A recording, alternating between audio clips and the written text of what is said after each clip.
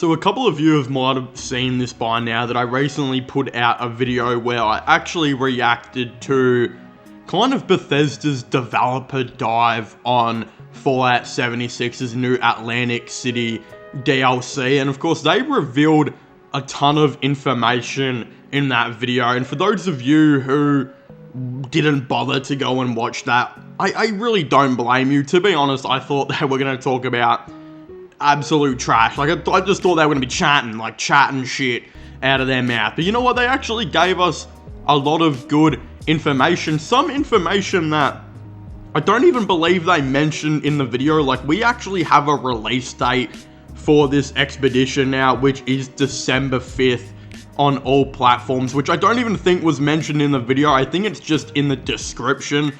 So if that's an accident, I'm not really too sure about. What I found really interesting about this as well is this is actually going to be broken into two parts. For example, with the pit, they kind of just did the private test server, and then literally months and months and months later, like, I don't know why it was such a delay, but they released the whole entire pit expedition. But with this Atlantic City DLC, we do know this is coming in two different content waves.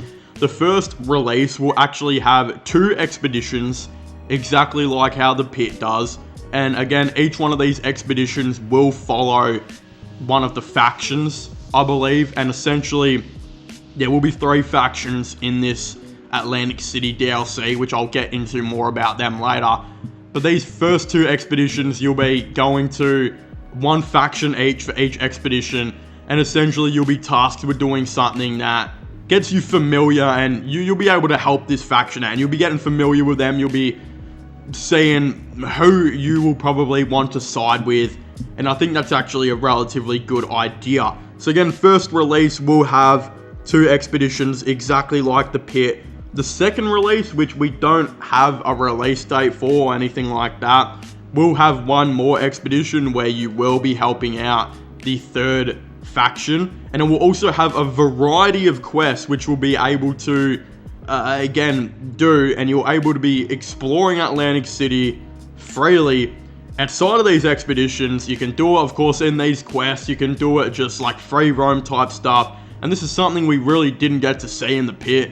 Again, to go and visit the pit, you still had to technically abide by the quests that you were doing, and it wasn't exactly super free roam. Like, it's not like there was really quests or anything like that to go out and do other than the expedition quests in this. But again, we do know after these 3 expeditions, I believe, probably are completed, you might not even have to complete them. You might just be able to jump into this straight away.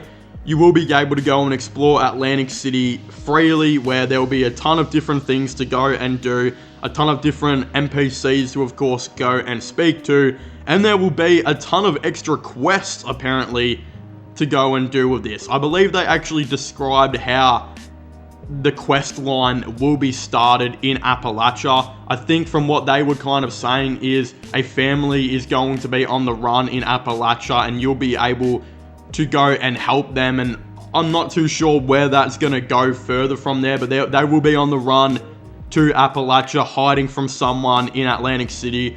I'd imagine you'd go to Atlantic City, and a part of the quest line, it's probably confronting this person, confronting this group, whatever it might be. So it does look like this main quest line will be starting in Appalachia. Again, with the factions, there will be 3 factions in this. One of them is being called the government, which is just described as keeping the power room going. And I think it's, with how it seems like it's being described as, this government faction will be pretty powerful in terms of they'll be keeping a lot of the areas going. They'll be the ones that maintain them. Again, the power room, we don't exactly know much of what that is, but that could be the thing that powers the whole entire city, so that, or powers most of the machines or whatever it might be. So that seems to be that faction. The second faction, which I think is probably the most interesting to me, is called the Families. They've been described as controlling the gambling, the booze, and the chems that are, of course, in Atlantic City. I believe there was also described that there's going to be a new chem we can play with in this Atlantic City DLC. And then, of course, the third and final, the Showman.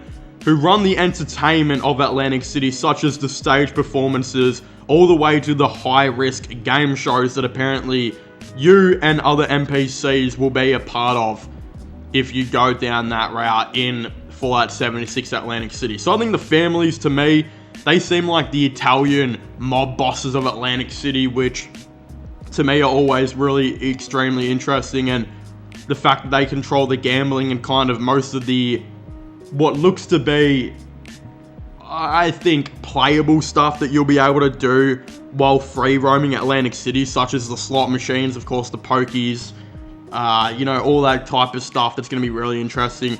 And the showmen, they sound cool as well, having like a game show and entertainment.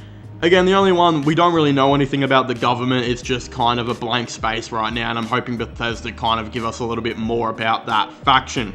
But again, there seems to be a lot to do with this Atlantic City DLC. Definitely don't forget to let me know your thoughts and opinions on this all down below. Are you guys excited to play this DLC, or are you guys not? Of course, I'd very much like to know. What faction will you guys be siding with, etc. Please leave a like, subscribe, and comment, and I will be seeing you guys next time. Goodbye.